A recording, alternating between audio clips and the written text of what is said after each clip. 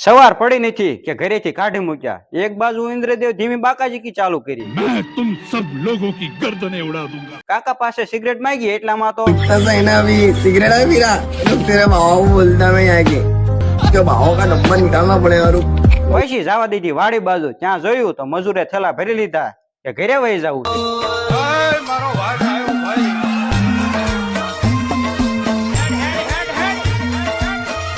આને મૂળ 3.5 ઢોર છે, એમાં આખો દી વાળીએ ને વાળીએ પડ્યો રહે છે. ઘર ભેગી નો થાને ભાઈ.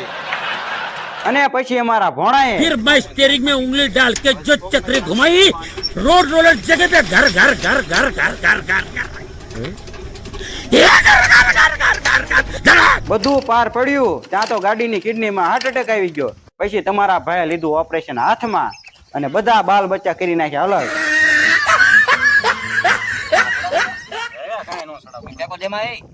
ઓપરેશન સક્સેસફુલ જાતા ભાઈ ખુશીમાં 10 કિલો ધુમાડો ખાઈ લીધો. ઘરે જવાની વેળા થઈ. મેં કીધું લાય એક વાડી બાજુ નજર કરવી. ત્યાં તો तू मेरे से प्यार करती है या नहीं करती ये बता दे तू बस.